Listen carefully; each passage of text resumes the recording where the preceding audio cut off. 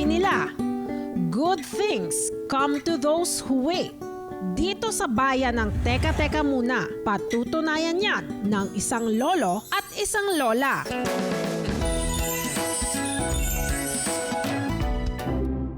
Ito si Lola Maxima, 90 years old.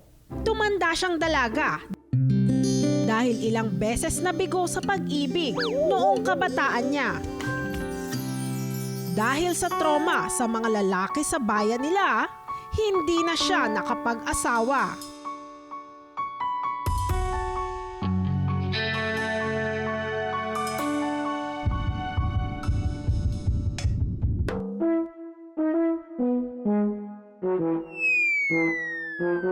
Lintik na pag-ibig. Ay, parang kidlat. Puso kong tahimik na naghihintay ay bigla mong ginulat.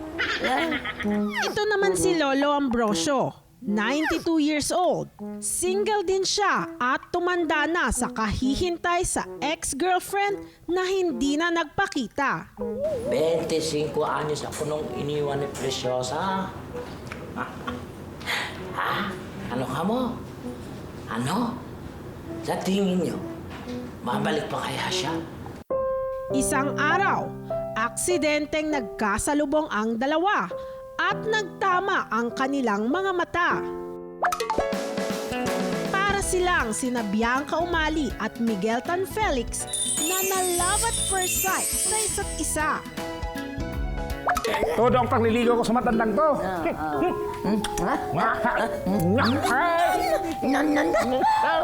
Ay, tapos ayun nga stroll pa kami sa Planeta, Oo, tapos nanood kami ng sine sa may Ojon sa Ayaw. Avenida. Tapos, ayun na nga, nagkanda-rayo-rayo man na kami kasayaw sa BTS ba yun? BST.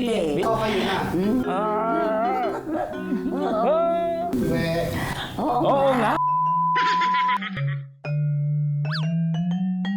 Last week lang pala nag-propose si Lolo Ambrosio. French fries, will you marry me? Yes! Yes! Yes! Yes! Yes! Pinag-usapan online ang proposal ko sa uklobang ito. Instant social media.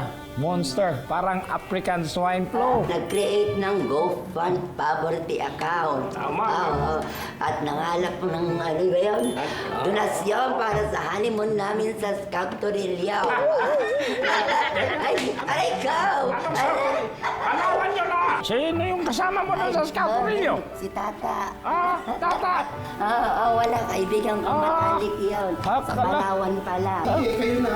Ay, Kami talaga. Kailangan namang ikaw.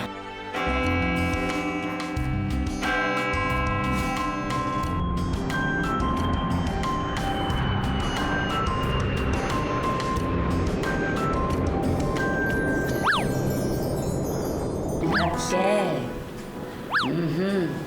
Dahan-dahan lang, alam mo na. First time ko ito, pero ready na ako. Huwag kang mag-alala, French fries. Ano?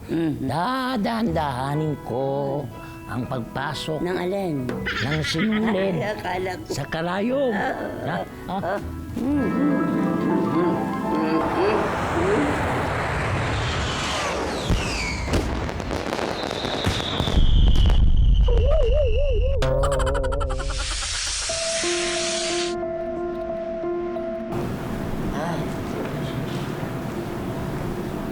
Bakit ang liwanag?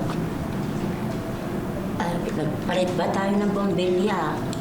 Ay, naligo ka ba sa asido, ha? Ang puti ng kulay mo parang K-pop.